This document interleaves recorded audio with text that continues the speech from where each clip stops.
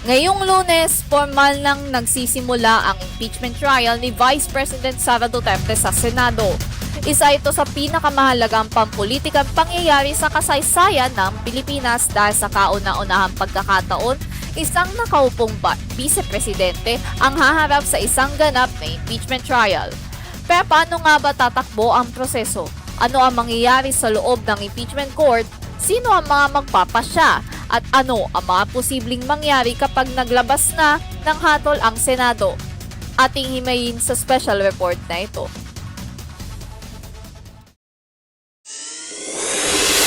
Hindi ito isang ordinaryong pagdinig sa Senado.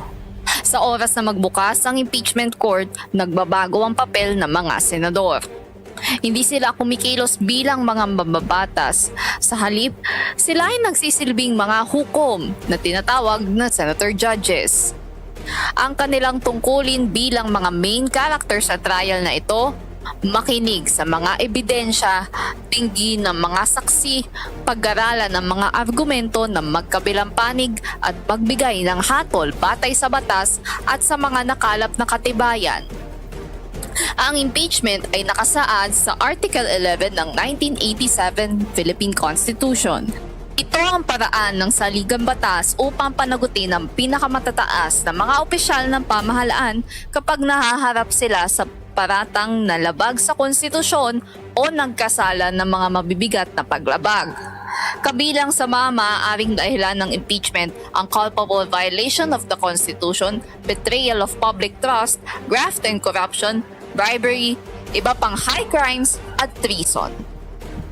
Bago pa man umabot sa Senado ang kaso, kailangan maaprubahan muna ang Articles of Impeachment sa Kamara de Representantes.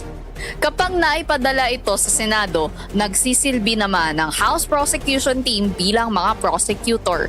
Sila ang magpapakita ng mga dokumento, mga testigo at mga ebidensyang sa tingin nila ay nagpapatunay sa mga paratang laban sa Vice-Presidente.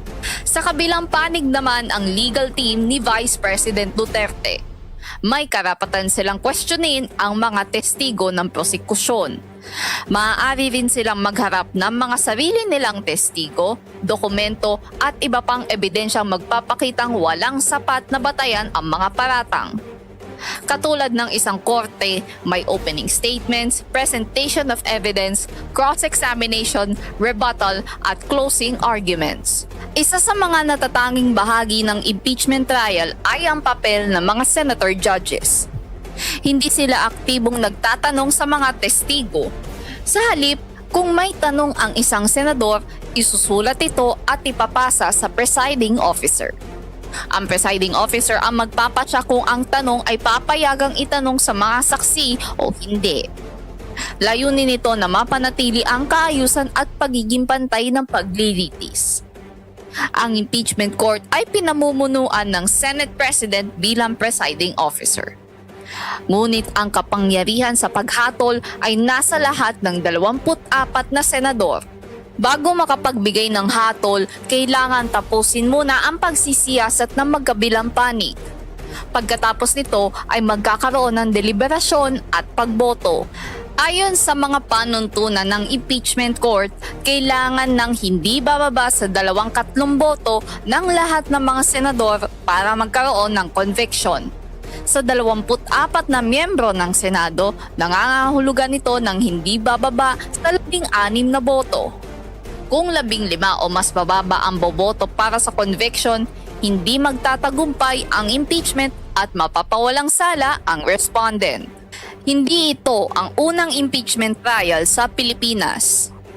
Noong taong 2000, hinarap ni dating Pangulong Joseph Estrada ang isang impeachment trial na hindi natapos matapos ang kontrobersyal na paghaharang sa pagbubukas ng ikalawang sobre ng mga ebidensya.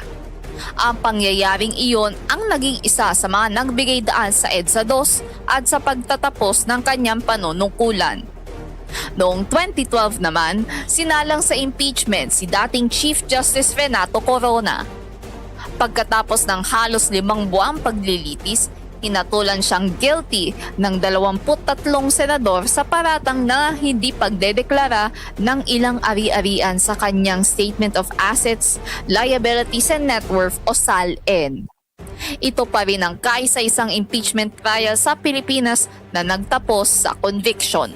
Ilan sa mga kasalukuyang senador ay may karanasan na sa mga nakaraang impeachment.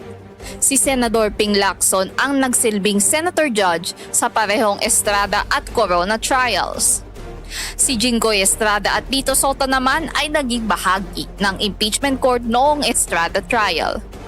Samantala, sina Chis Escudero, Loren Legarda, Mig Zubiri, Alan Peter Cayetano at Kiko Pangilinan ay nagsilbi rin bilang mga senator judges sa paglilitis kay Renato Corona. Ang kanilang mga naging karanasan ang isa sa mga batayan ng mga kasalukuyang panuntunan sa impeachment court. Kapag naglabas na ng hatol ang Senado, dalawa lamang ang posibleng maging resulta. Una, ang conviction. Kapag nakuha ang hindi bababa sa 16 na boto, agad na matatanggal sa tungkulin ang vice-presidente. Maaari rin siya madiskwalipika habang buhay sa paghawak ng anumang pampublikong tungkulin. Ito lamang ang parusang maaaring ipataw ng impeachment court. Hindi ito criminal case. Walang sentensya ng pagkakakulong o multa sa ilalim ng impeachment. Pero hindi natatapos doon ang usapin. Kapag na-convict ang isang opisyal, maaari pa rin siyang maharap sa mga hiwalay na kasong kriminal o sibil sa mga regular na hukuman. Ibang proseso ito at hindi sakop ng impeachment trial. Ikalawa, ang acquittal. Kung hindi makakakuha ng sapat na bilang ng boto para sa conviction, mapapawalang sala ang vice-presidente.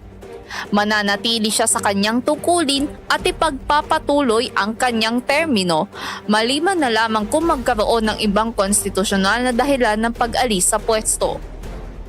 Ang pagpapawalang sala sa impeachment ay hindi rin otomatikong nangangahulugan na wala na maaaring isampang hiwalay ng mga kaso sa hinaharap.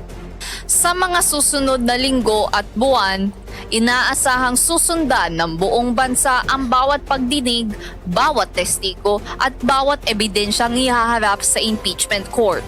Ang magiging desisyon ng mga senator judges ay hindi lamang magtatakda sa kapalaran ni Vice President Sara Duterte. Maaari rin itong maging isa sa mga pinakamahalagang desisyong pampolitika at pangkonstitusyonal sa kasaysayan ng ikatlong republika. Midori Tachibana, News Radio Philippines.